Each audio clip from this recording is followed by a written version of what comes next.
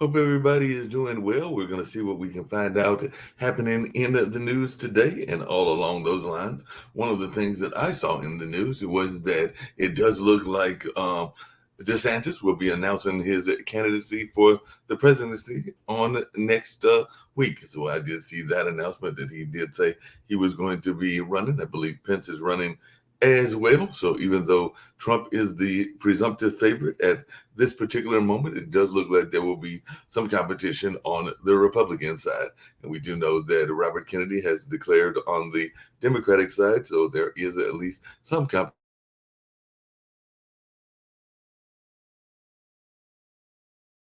that are looking at the No Labels Party and all along those lines. So who knows, maybe this will be a year that we actually get some traction with a third party candidate or something in that space. But it'll be interesting to see what happens in that regards and whether folks are interested and are very much enthralled by this notion of a DeSantis presidency and all in that world. And by the way, you know that social media is often in the news, and apparently one of those Western states has jumped into the social media lane as well, because apparently Montana over there in the West is the first state to totally ban TikTok. So if you've got TikTok and you're in Montana, you might be in some trouble and all in that space. And that is one of the things that we're seeing in terms of legal issues. I'm also seeing that the Texas legislatures have voted to ban transgender care for children. So that's one of the things that I saw in the news.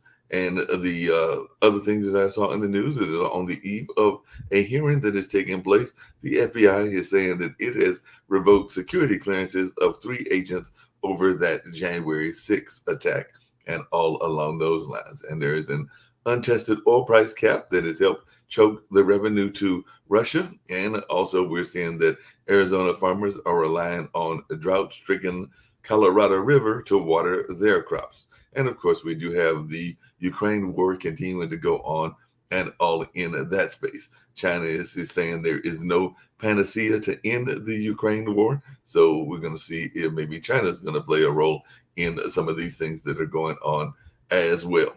And I did mention DeSantis's campaign and the fact that he is running for president and apparently is going to make that announcement very shortly and everything. But he has also signed some bills over there in Florida. So he signed a bill on Wednesday that bans gender affirming care for minors. It targets drag shows, restricts discussions of personal pronouns in schools, and forces people to use certain bathrooms. So looks like he has made that anti-LGBTQ plus legislation a large part of his agenda as he is preparing to seek the Republican presidential nomination. He signed the bill in front of a cheering crowd at the Evangelical Cambridge Christian School in Tampa. The ceremony had a campaign-like feel with DeSantis tossing Sharpies to a crowd as opposed to when he privately signed measures on abortion and gun rights. So no shock about this. Democrats opposed the bill,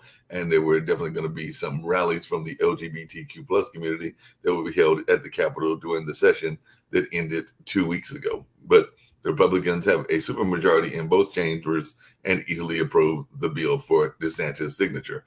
These definitely these kind of notions of supermajorities are playing a part in North Carolina politics as well as in Florida politics, and I'm guessing politics in other parts of the world as well. But that's some of the things that I am seeing on the news. I'll see what else is going on. And of course, I'll bring in Lee Newton Rhodes and we'll see what he's got going on in his space and what he is seeing in the news reports as well. So I'll get ready to bring him in as I look for other news items that folks might be interested in learning about and all in that kind of space. So we're going to bring Lee Newton Rhodes in. We'll see if anybody else comes in to the conversation as well, and we'll just see which way things go and all of that. So I guess I'll start off with the social media news, because I had not known that we were going to get a state that was going to totally ban TikTok, but apparently that's what's going on in Montana. So I don't know how you feel about that, as one that is definitely about a lot of rights, including state rights. But apparently Montana has become the first state to ban the popular social media app TikTok, and Governor Greg Gianforte signed Senate Bill 419 on Wednesday, saying he wants to protect the state's residents' private information from being compromised. He pointed to the Chinese government as a potential threat. The Chinese Communist Party using TikTok to spy on Americans violates their privacy and collect their personal, private, and sensitive information is well documented. That's what Governor Gianforte said. There is, according to this article, and I know that TikTok has said the same thing, there's not conclusive evidence that that's what's going on, but there's no evidence that that's not what's going on either. But that's definitely what's going on. And like I said, they became the first state to do that. So who knows, maybe more states will be joining them, and also the law is going to take place and take effect on January 1st, 2024. It is expected, of course, that TikTok will challenge the bill in federal court, and TikTok and groups such as the American Civil Liberties Union have said the ban is unconstitutional. So it's going to be a whole constitutional fight as well. So, Mark, good morning. How much is this smoke and mirrors? How much is this smoke and mirrors? These politicians, they don't want the Chinese to spy on Americans, but they have no problem with the FBI doing it. I told you before, the FBI has been doing it for centuries and all in that space, and I agree that they seem to give them free reign, whether it's the FBI, whether it's some of our other state agencies. I mean, there's definitely been documented cases of the FBI going into various organizations. I don't care whether it was Waco, which is on one side of the political front, or the Black Panthers, but it is documented that they have sent people into these organizations to basically be double agents, if I can use the spy terms, and all along those lines. No, you can use those, but we should also add to it is that when they're going in there, they're doing it illegally. Yeah, no, totally. And I would not with no accountability, no consequences whatsoever. This whole thing with this Durham report saying that there was nothing from day one, they just created everything out of thin air, and there's no accountability. No one's going to jail. No one's being fired. Like, they're just going to do it again. And you're naive to believe if they only did it here, but they wouldn't do it there. Yeah. Well, and apparently there was some accountability, because as you heard at the beginning, who's in jail? Apparently they fired like 3 agents, and they fired 3 agents because of the Mark. 3 agents, 3 what? Field agents? We're talking the top brass should be in jail in handcuffs. Yeah. Well, like this was done with the blessing of the people at the top. Well, I mean, but the FBI, and I'd have to do some history about the history of the FBI, but I mean, we can go into a whole conversation about the reasons for the FBI and how the FBI has been manipulating folks. I mean, the FBI couldn't get, I believe it was Dillinger on one charge, so they got him on, or maybe it was Al Capone, so they got him on tax evasion and all along those lines. So that's one can argue, Mark, that at least what they did was they got on something that he did. Right. They didn't just create it. Right. They didn't. Over here, they created everything, and they spied on people illegally. They lied to the FISA court, which should be shut down. I don't know anyone who thinks that should be kept open. Which court was that? With no consequences. The one person who got a slap on the wrist got the law license back. Like, what's going on over here? Why should they not continue to do this? Well, I mean, there's been people that have been wanting a lot of agencies like the FBI, the IRS, the number of other agencies to be either banned or reformed or realigned or restructured. Cut them, get rid of them. Well, I mean, you could make that same argument. There have been people that have literally wanted to get rid of, because of its history, the penal system and everything, because is there any real reform going on? Is there any real attempts at reform going on, if that's part of their mission? And then there's the whole notion of why prisons were created, and a lot of the prisons were created out of the slavery narrative and everything. The Durham report said basically they lied from day one to Frame Trump, correct. That's my understanding from day one. Let's change the name from Trump to Obama. There would be riots in the streets. Cities would be burning. Well, I mean, Rightfully so. there was no, because there were some folks, including some that were on the Democratic side, and some people that would be even considered progressives that were not overly thrilled with even Obama, and there were some conversations about. But they didn't mobilize the state of administrative state against them. There was a mobilization from some of the grassroots people, particularly after his drone attacks there in the like Saudi Arabia and some other parts of the country. The FBI, the CIA were mobilized against him to spy illegally on him to make up things. I think the CIA has been spying illegally on a lot of people, and I would not be surprised whatsoever if they were not spying on the Obamas as well as a number of other people. So I can't just say that it's a. I agree with you there.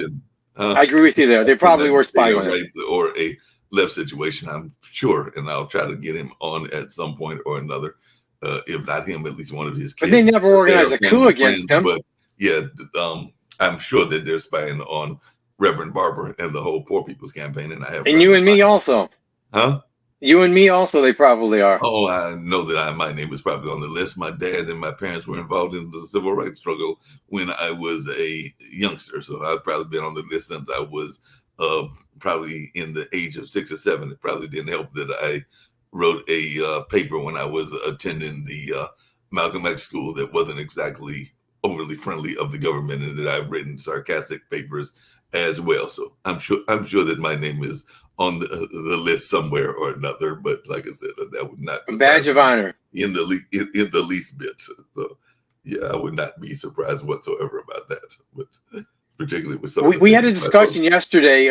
Jacoby's not here today. I sent you a short video. Colin Noir, who's an attorney, the Second Amendment advocate, that maybe, I don't know if you want to play it today or play it when Toby's here, but it's something that y'all need to see. Is that the video that you were talking about with the censorship one? I did get No. This is the Second Amendment one with Colin Noir. I can send you the link now if you want to see it. You send me the link and then I'll play it, and we might play it again later on and everything, because you did send the other link, and as I responded on that page, you did. Kind of alluded to what we're talking about now. There has been a lot of censorship by our social media outlets, and I would argue that it is not just one-sided, because I think that they censor both the left and the right, and that's what I. This is true. And it's supposed to be a place of free speech and all of that, but I sometimes wonder how much free speech is actually going on if we're getting censored left and right. Free speech is only allowed when it's convenient. When it upsets the apple cart, there's no free speech. Even with Twitter now, they have their limits. Yeah, they definitely have their limits. Facebook has its limits. Everybody has got their limits. Of course, we're trying to work on something that could be a change in that, and we'll see how that plays out. I know that Kim had mentioned that in a earlier show, so we'll see whether we have our own variation of social media at some point or another. But as that's still in the very early stages, we'll wait to find out how it goes and if people are interested or not. Hey, we've got Jacoby here. So Jacoby did make it in and everything. There's Jacoby and all. So we were talking about TikTok in the beginning.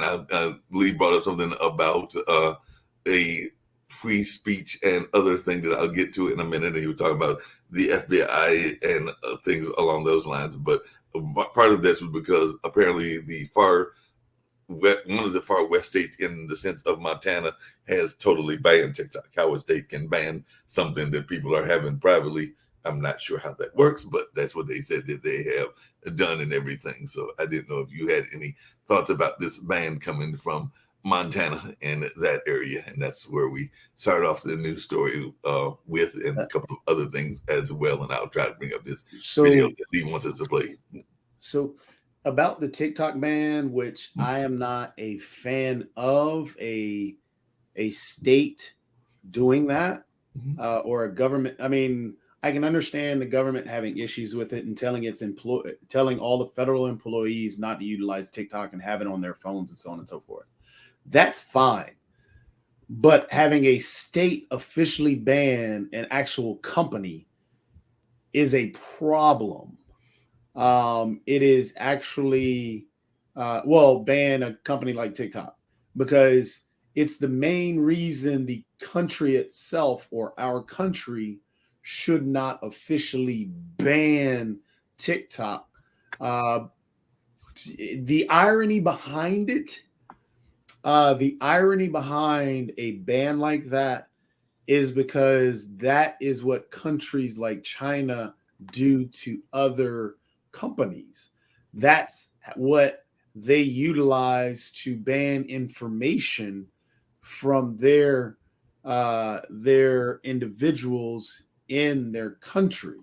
So there are particular areas of Google that you will not see because of the fact it gets banned by the country itself.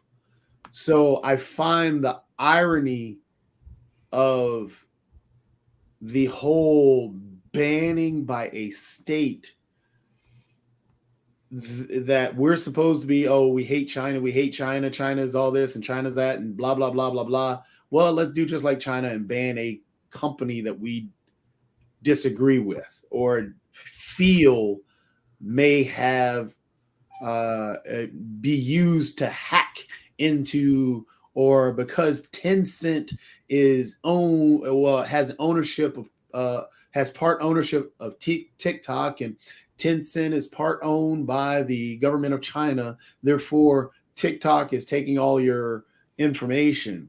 Well, it's the. I mean, think about all the companies that Tencent touches. We're not touching those companies. Then on top of that, pick and choose. Yeah, so it's just TikTok is another political football, and I hate it when that happens. And then on top of that, now what happens when a country or a country like we'll say China, for example, because we're trying to always attack that. What happens when China blocks an American company for saying they're doing the same thing? Do we now bag and bang on China because, oh, well, no, we're just having a race to the bottom, playing politics with a company. Jacoby, I tend to agree with what you're saying. And I have no problem with that. Part I struggle with is, let's forget about TikTok. Let's see the Chinese government was installing malware on people's phones. Yeah, what would we do? That's a completely different story. Because is it really? I'm not sure. Yeah, because TikTok is not directly owned or it's not even indirectly run by the government of China. So can you confirm that? Because that's not my understanding. Yes, because TikTok is owned by whom? By Tencent. I don't know. Okay, who is owned by who? Owned by Tencent. Tencent owns has its hands in a ton of stuff. For example, you know, the big company that one of the biggest companies in the gaming world is Epic Games. Mm-hmm. Epic makes what's called a game engine. That game engine is run by we'll say at least 70% of the games that are out there on the market right now that people are playing, that there are close to 300 and some odd million gamers across the globe. So Epic makes has its hands touching about 70% of those games out there. So it's in close to, hundreds and hundreds of millions of people. And this is Epic Games. Tencent owns part of Epic Games. So the amount that Tencent owns of Epic Games is similar, maybe a little bit less, than what Tencent owns in TikTok. And who owns Tencent? That's the company that has has that same money coming in from the Chinese government. So again, those are two companies Tencent touches. But then you add in other companies that Tencent touches. So what I'm saying is the Chinese government isn't directing Epic Games.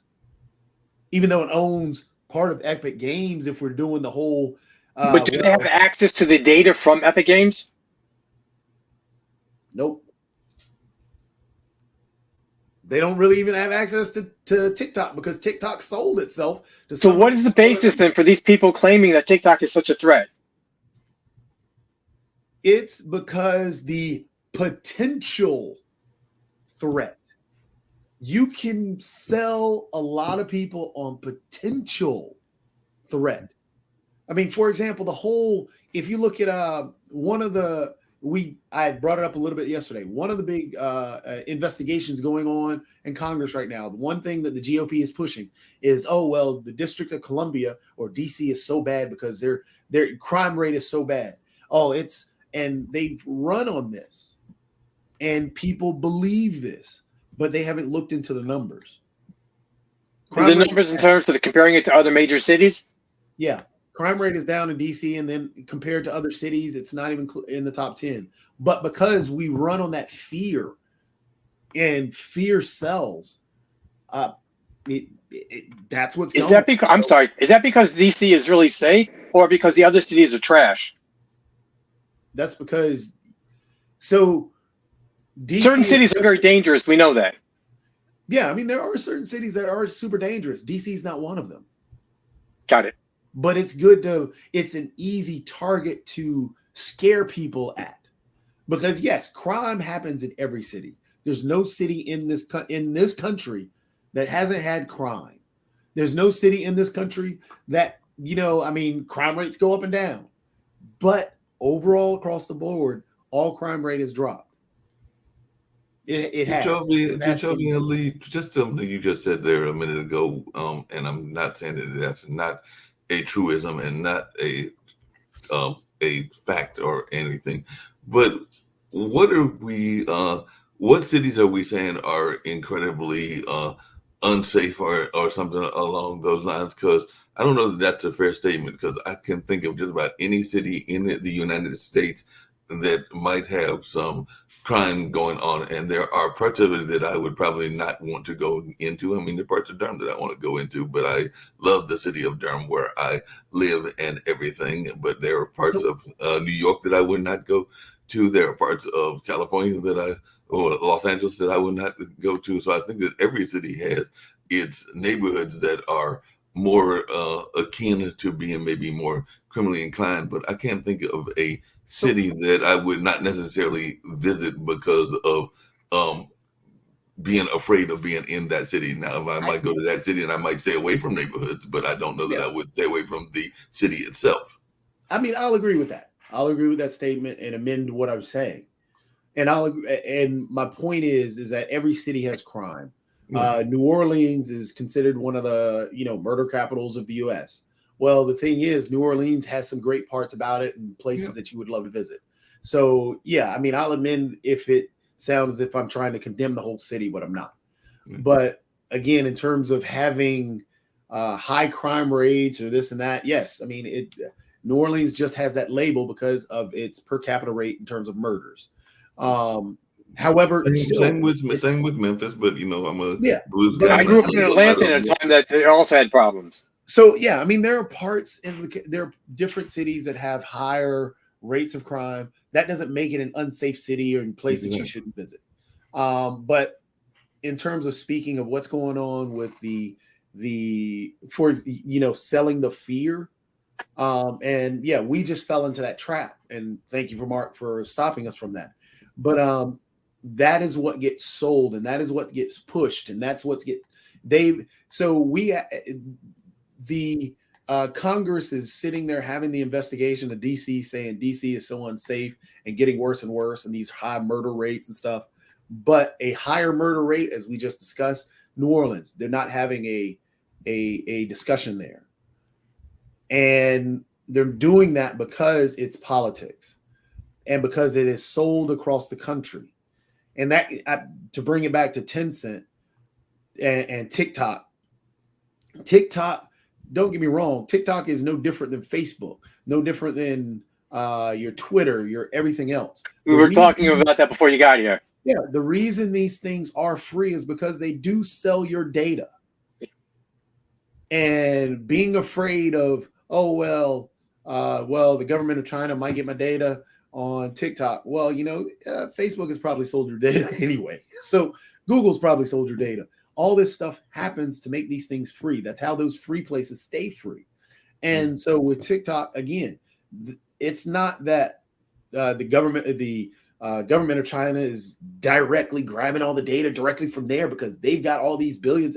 It's not really happening, but it sells and is a good political campaign ad. And Jacoby, it makes people vote for you.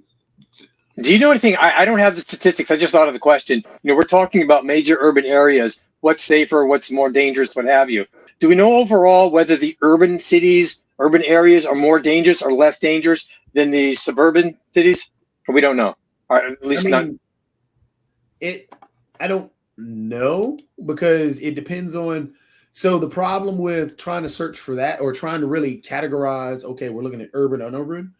What does that turn into? It turns into just discovering where is there a problem, and can we concentrate on those areas to direct law enforcement and other agencies to deal with the problem there and take it away from those areas that really don't need it. When the term urban is used, what does that refer to? To me, it means large cities throughout the United States. So instead of just I'm talking about generally in our society today, what does the term urban refer to? It's a geographical term. I grew up in Atlanta and in Cleveland, my childhood through the two, both of them. I get so. This is what I'm trying to. So this is where our words become to matter. And I'm in New York City, which is urban, versus upstate. I get what you're trying to say, but this is where our terminology begins to matter, and we have to be cognizant and understanding what we use and how we use it. The term urban, especially in our present day, what's the word, colloquialism or how to pronounce? That's fair. But yes, how the term is used, urban, it becomes to refer to the minority communities. That's where that term comes from. So, or that's where. I'm sorry, Mark. Do you agree with that statement? I disagree. But Mark, do you agree? No, yeah, I definitely agree because part of the urban term came out of the whole notion of white flight, and white flight was people moving away from the urban cities. You mentioned Atlanta, you mentioned Cleveland, and they were going to the suburban areas. And part of what happens is that if you concentrate the police force on what is considered the urban areas, then you are targeting a specific part of the population. And a lot of times what also happens is that I can't say for a fact that and I don't know physically where he lives, even though, you haven't met him, but me and Jacoby have met Nick and everything. And I have an idea of where he lives, but I don't know his physical house and everything. But I can pretty much guarantee that there is probably crime in his neighborhood of some sort or another. But are they going to investigate that crime when it is in a suburban area? My guess is no. They're probably for young folks that are doing drugs in some of those suburban areas, but they are more inclined to investigate those in the quote unquote urban area than they are those kids that are in the suburban area. So y'all are saying the term urban is a semantic game, and what is really, they mean racial? Yes. The term urban, suburbs, and stuff like that. Yes, there's a context there that we have to be cognizant of. I find this interesting. Okay. I appreciate you sharing that. So when we have those discussions around, hey, let's talk about the urban areas. Yes, you're going to be talking about the minority communities. And hey, let's look at these. And that's why there's that talk about over policing in these urban areas. Do not minorities live in suburbs? They do. But the thing is, you're trying to take I get what you're trying to see. And especially in New York City, where a lot of the city is not colored. Again, I get what you're trying to see. And I get wanting to change and take that part of the context out. But that part of the context is there, and we have to be cognizant it's there. It's like saying, like yesterday when we tried to talk about different gun violence stuff, you wanted to segment out the gun violence. We have to, reason being because you knew the context was there, but you wanted to make sure that we're separating out that context. In terms of what? Suicides, you mean? Yeah, all the other context within there. Okay. But we have to understand when we use terminology, there is context tied to terms.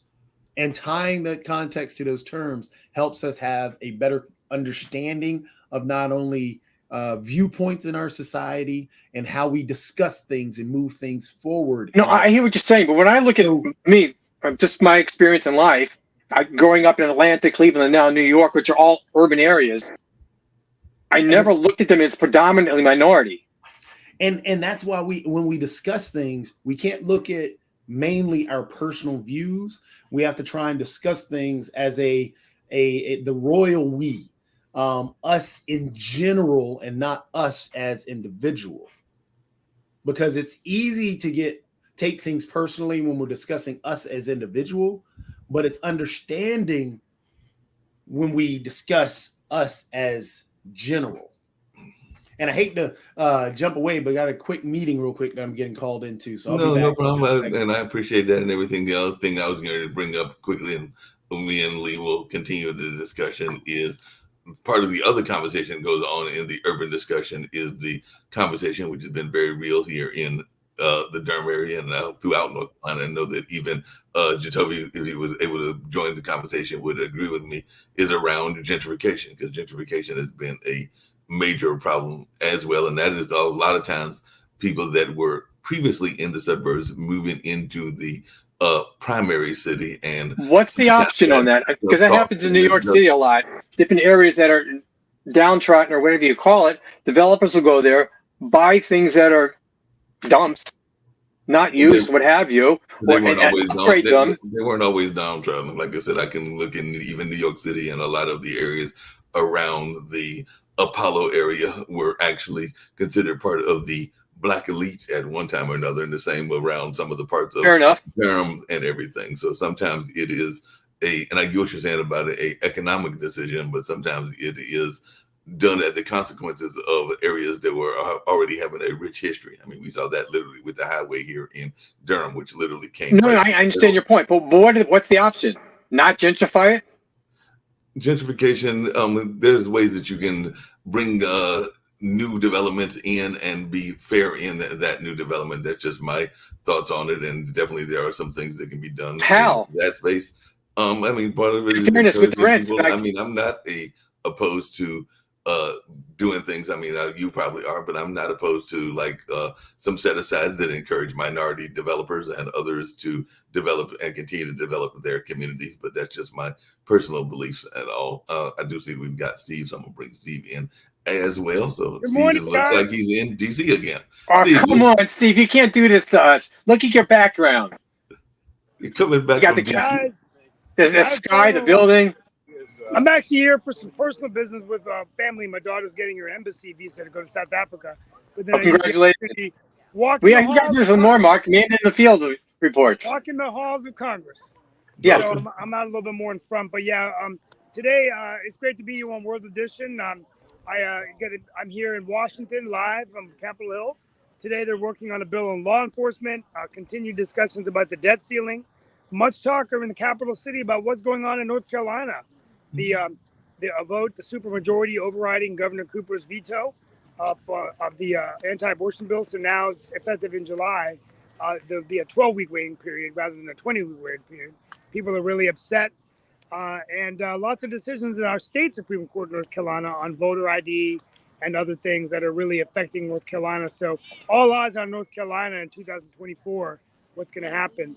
I didn't check the breaking news other than, anything else going on in the world. I didn't have time last night, but no problem. Well, you mentioned, because we kind of started it off at the beginning with a little bit of that. You said that they are doing some law enforcement reform and everything. What kind of reform are they thinking about doing in DC? From what you're hearing, I don't know what bill that they're talking about right now. I just met Congressman Davis, who's a friend of mine who represents the eastern part of the state. I ran into him actually. We were walking around together. But I think a lot of the law enforcement would be on continuing to add, procedures. For example, it is Law Enforcement Week today, and we're going to have a theme on that next week. I've just been traveling so much, but we honor the memorial, the police officers who've fallen in the line of duty. And one of the issues that has been taking place, Mark, is gun violence against police officers, number one. So making sure that we have gun laws in place that actually make it harder for guns to get into the wrong hands. Fareed Zakaria has recently written a good post in the Washington Post on guns. And it's, a bit troubling, to see how many guns are in America versus, 4% of the population, 65% of the guns, right? And so that, to answer your question, that's really where and then the George Floyd Policing Act, but nothing really came out of that, and police violence against Black Americans. Right? I did go to the African American History Museum, Mark, and I would really encourage anybody listening to World Edition, an emotional experience, one of the best museums I've ever seen, from talking about hip hop, media, music, sports, and then, but the one that was the most important was from freedom, from what happened from slavery all the way to the present day. Very educational. And very emotional, actually, to see these things at the African American Smithsonian Museum. I don't know if you've ever been. Yeah, definitely. One of the developers of that unfortunately passed away. I believe it was of Lou Gehrig's, but Phil Freelon was one of the primary, if not the primary, developer of that, and he is a Dermite and a longtime family friend. So I remember hearing about that museum in its construction stage, and his son is a major hip hop artist here in the area. So definitely Pierce is continuing the legacy of his dad, and then his mother is a well-renowned international jazz artist, that being Nina Freelon. So they are continuing the legacy. They actually run a cultural arts center here in the area called North Star Church of the Arts, and all in that space. So they're doing a lot of that continuation of the work of remembering the legacy and everything. One of the things that I sometimes wonder about the law enforcement side is something that a cousin of mine told me some time ago, which is that a lot of times we expect the law enforcement people to shoot the cripple, but sometimes that is not what they have to do because of what goes on in the mass and the human mass that exists and everything. So sometimes they are afraid of the adrenaline and other things of that nature, that it could be even more frightful if they don't actually shoot to kill. So sometimes they actually have to shoot to kill whether we want them to or not. And I think that has become an issue in some of the cases that have existed even in Black Lives Matter moments. And I can say that that particular cousin is a GBI officer, speaking of your Georgia connections, Ali. So he's actually been down there in Georgia working as an officer for, I want to say, almost a decade or so. So yeah, my cousin Jonathan has been in that space. And we've had some very interesting discussions about what we expect from our law enforcement. Yeah, it's amazing. And I think we want to be grateful for, I'll end my monologue today. I'm going to stay for the hour and then head over to the Supreme Court, and then I got a couple meetings with some ambassadors today, just on some other affairs going on. I'm going to probably meet the Deputy Chief of Mission of Nepal today. Before I've got Zoom calls from 3 to 5, work related, and then a council meeting that I'm attending virtually. So it's actually going to turn out to be a pretty long day.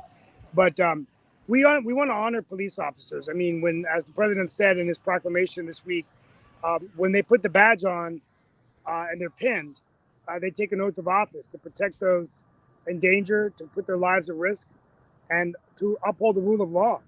So we just really want to pray for the hundreds of thousands of police officers who have lost their lives in the line of duty, and also pray for their families and thank them for their service.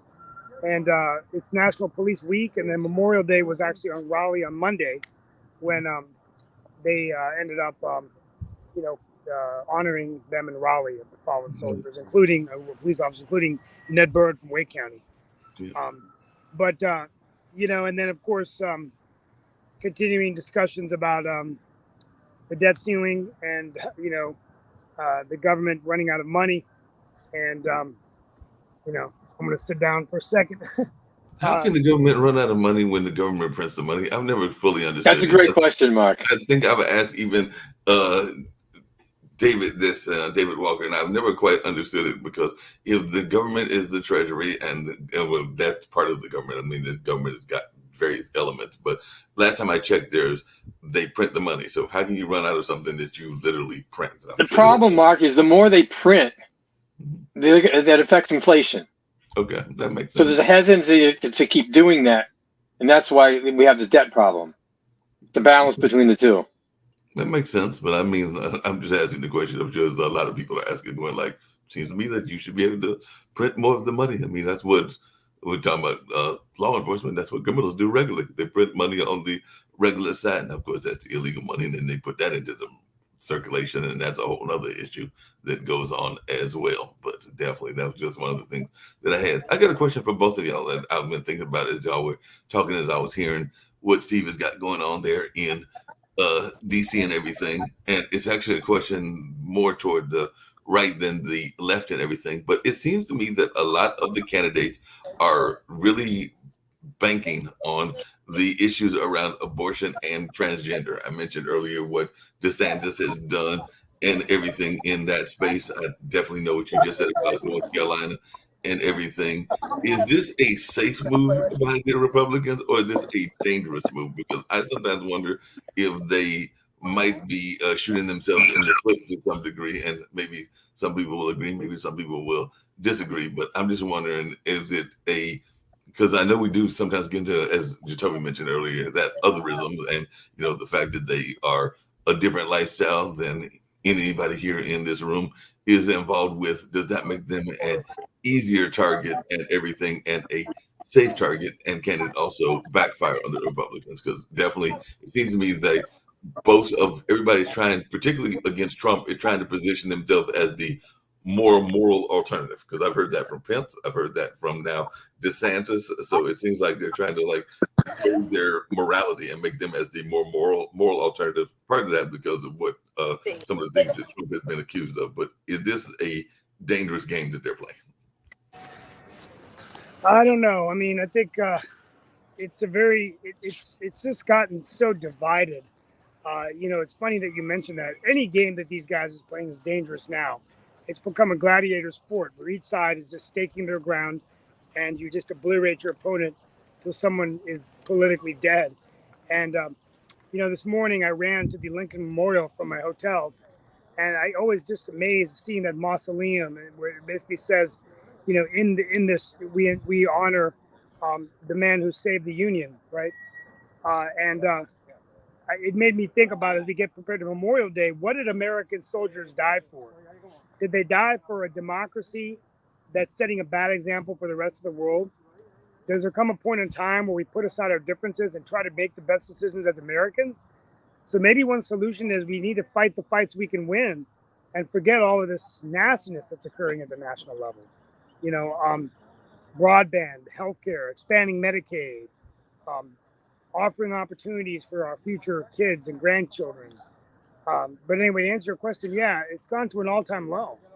And I don't see it getting any better in 2024. What's your take, Lee? Because like I said, some of these are definitely conservative states, Texas, Florida, and others that are putting some of these different kinds of bans, whether that's on care to the transgender, which is what Texas did, or whether that's around some of You brought that up before, Mark. I didn't say anything, but I think it's brought up in terms of children, not adults. Adults can, basically people are saying, do what you want with your body. You want to cut off your genitals, go for it.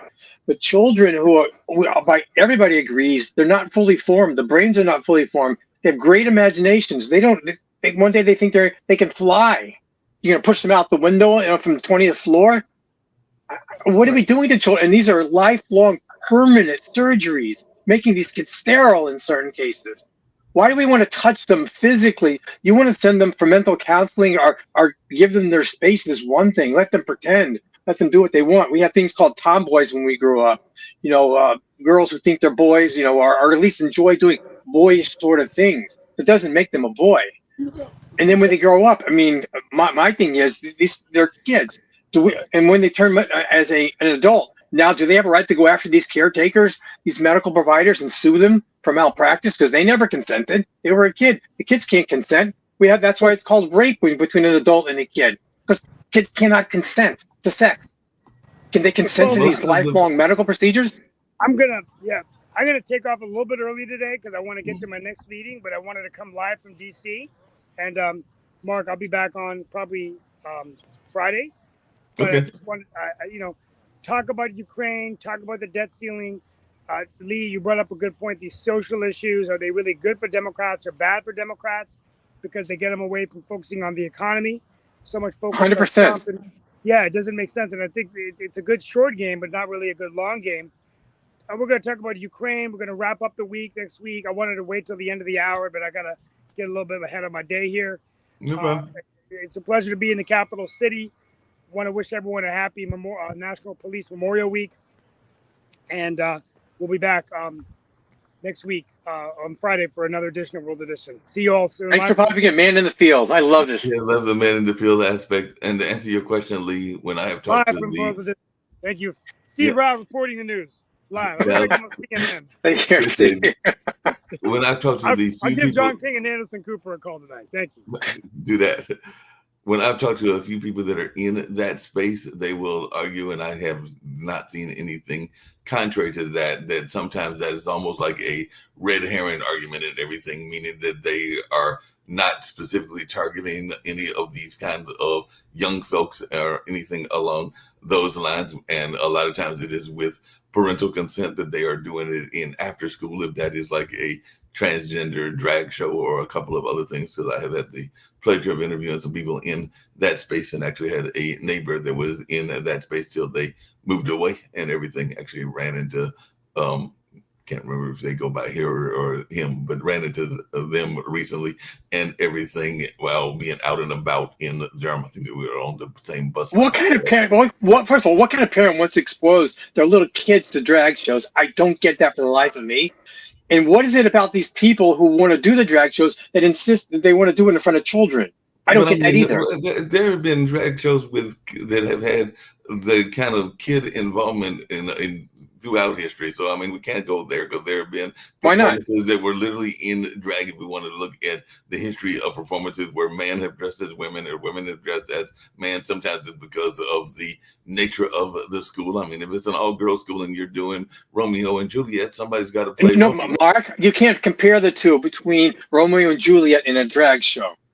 I'm saying, but Romeo and Juliet, but I'm saying the drag shows, I have nothing wrong with this form of entertainment. There's a major one that goes on in May, and it's actually a family event. They have We're not talking about family friendly. That are there. There are people that are enjoying it. They know that it is there. They know that it is an environmental show. But the whole Beaver pageant is basically a drag show, and is actually a very popular event here. I also remember when some of the people in that community literally married this city and everything, and it was done in a campy performance and everything. There is the club that a friend of mine performed at, and he has performed with his funk band. They are known for doing drag shows and everything, and all in that space. So, like I said, Mark, do you think Pod TV would take kindly if we had one on over here where some guy strips down to his Speedo and starts shaking his booty? I don't think so. I mean, well, it depends. There was a show that we had on here that was from South Africa, and there was people dressed in puppetry and doing other things that were definitely outside of their gender and all in that space. And then we've had some people that are in the LGBTQIA community that have been on various shows, including mine, including the Gamers Den, including a number of others. And the founders of the network are aware of those folks, so I can't say that they would. But those are adults. They're not targeting kids. They're not. And that's my point. I don't think that anybody is necessarily targeting kids and everything. That's what, when I've had the conversation with people in that space, it's not like they are trying to convert them or target them in anything in that sense. So I think that that's what I meant when I said a lot of that conversation is very red herring based and everything. So I don't think because that's where I draw the line when you bring kids into this. Adults can do what you want. I hear what you're saying, but I'm saying I think a lot of the argument is not a fair argument, but that's just my personal opinion. Because, like I said, I know that there have been shows that have been done and all in that space. And I mean, if they brought a drag show to my nephew's high school and junior high, because I think one's in junior high and the other's in high school, I don't know that me and Malik and my parents would be necessarily fighting against that and everything. But then again, a lot of parents would. I come from very liberal family and everything. But Yeah, a lot of parents would, especially if they were snuck in there and not given a fair warning, so the kids like can opt out of it. My point is, I think most of the time there is a warning. That's why that's what I meant when I keep coming to the term red herring. Most of the time these shows they don't just come in willy nilly. It's not like the teachers just bring them in without telling them what's going on. If there is a show, whether it's a library bringing them in or whether it's a school teacher bringing them in, they are bringing them in after telling them what is going to happen and everything. You can't just bring in a group, whether a traveling group of performers, without there being some consent and everything. So that's what I meant when I think a lot of this is not given the fairness of understanding what was happening in those senses, because I just don't see a lot of that. You were mentioning the urban environment. I don't see a lot of people that are just kind of like bringing them in unnoticed or without any sort of conversation. And that's just my sense of what I have read. I don't think that they're like just saying, hey, you're my buddy, bring in your drag show and everything along those lines. What started this was this gender reassignment surgery for minors with or without parents' permission. What's your take on that? I mean, I'm totally opposed to it. I mean, obviously, I'm not talking about health reasons where someone's health is at risk and they need surgeries because they have a physical condition that you can test in their medical need. Like I said, you'd have to give me a specific example, because the ones that I'm aware of, the parents and the others were engaged at least in the conversation. We want to talk about. No, to me, the parents are relevant. What has gone in with some of the other ones and everything. You think a parent should have a right to force a kid to allow a child, a 10-year-old or 12-year-old, to have their chest removed and their genitals removed or rearranged, just clearly because they identify or they feel that they want to be the other gender? But I'm just saying, I don't know if any doctors, that would do that procedure without having some sort of thing going on with the whole conversation with the family and everything. So no, I'm talking about what's the conversation. No, I'm talking about. You're right. I'm talking about they have the conversation with the family, and the family's allowing it to use their kid as a guinea pig. I mean, is it the entire family that's allowing the kid? And Well, you only have three people. You have a mother, a father, and a child. Who else is relevant? Well, I mean, there have been some famous cases like that. I mean, there's one, I can't remember which one of the entertainers, but one of the entertainers, they were, I think they were a boy and then they're a girl, or vice versa. I forget which one. You got Sonny and Cher's child. I forgot her name. I was thinking about more recent. I do know about the Sonny and Cher child, but I was thinking about somebody that was more recent. It might have been like one of Will's kids, like Will Smith, or one of those folks that are in that space and everything. But there is, when the kid was below 18. Well, I mean, Sonny and Cher's kids, I want to say that when Chaz made that decision, they were above 18. And we're not talking about that case, right?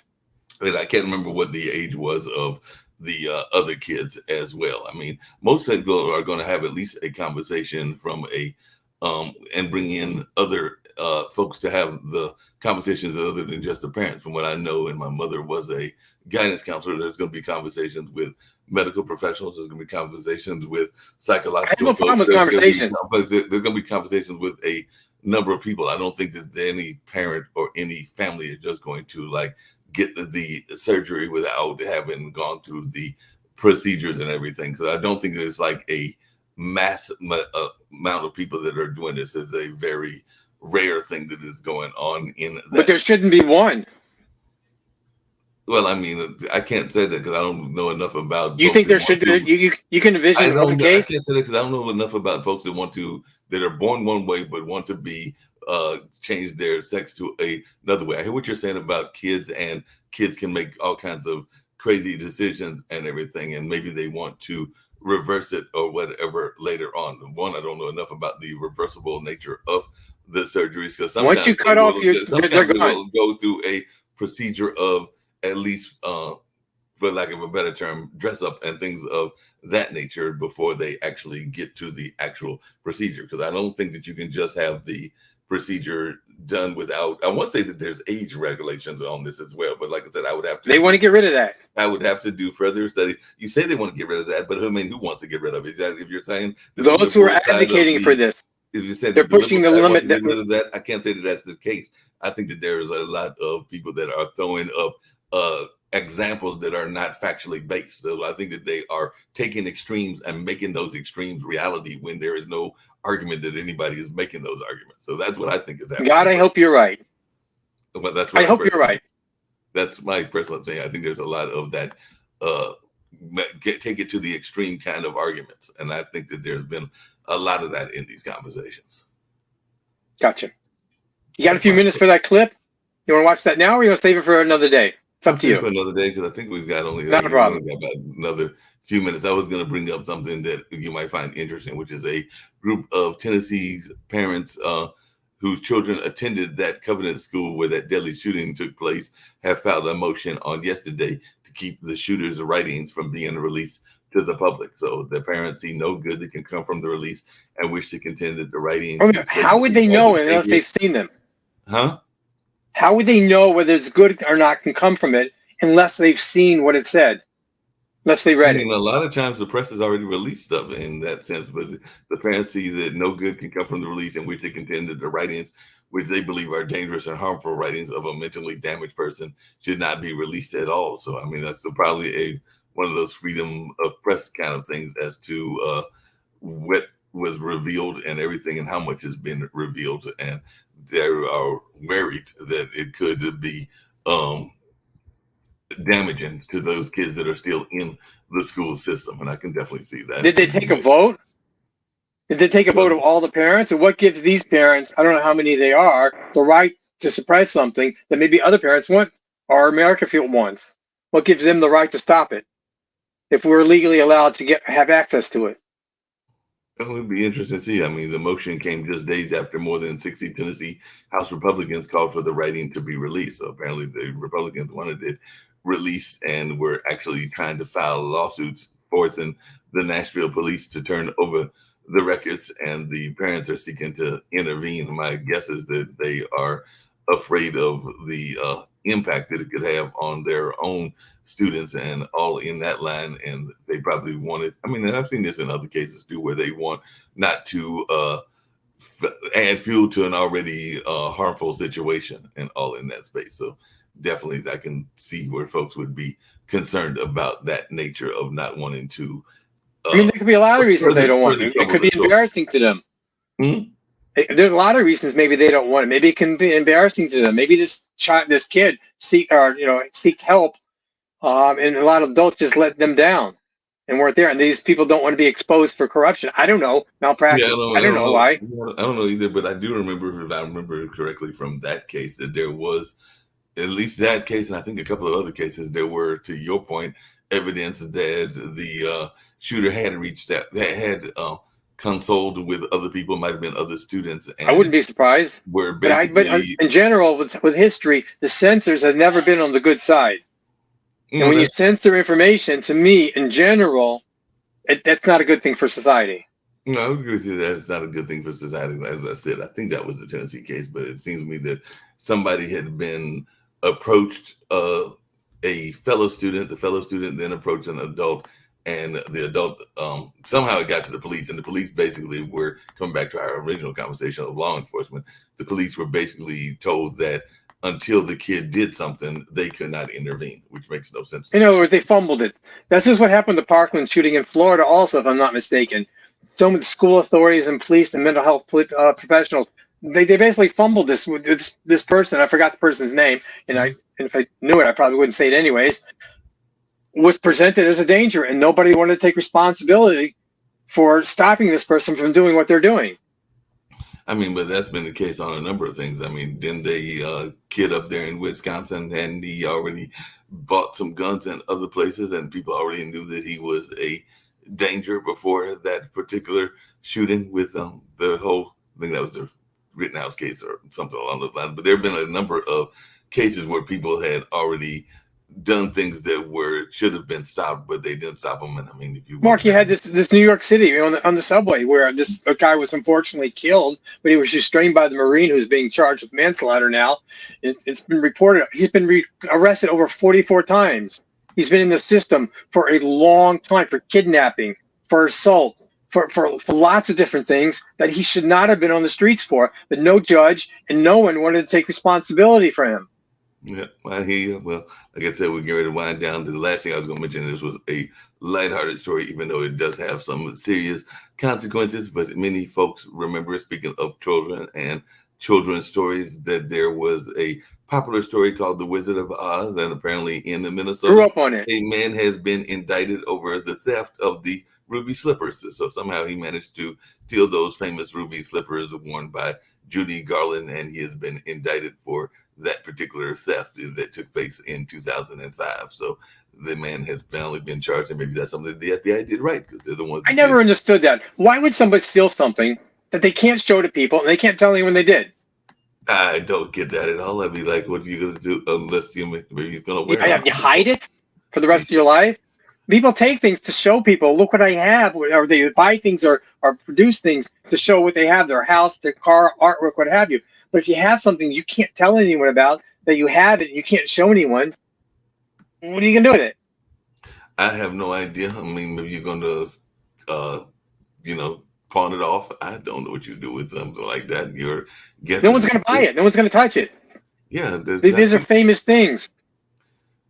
Yeah, because if you try to sell it as a regular slipper, who's going to buy it? And then you have to tell them that it was Judy Garland's ruby slipper. And then, like you said, but then again, people touch stuff all the time. There's this whole notion of thieves that hawk off stolen stuff that they know is stolen and all in that space. So I'm sure there is a black market out there that would have bought it and everything. So, and then whether it's here or other parts of the world. So I hear what you're saying, but there are some crazy folks out there that probably would have found a way to buy it and actually try to make some value off of it. But I agree that they makes no sense to me, but people do crazy and stupid things. Crazy and stuff. On that note, we're going to get on out of here.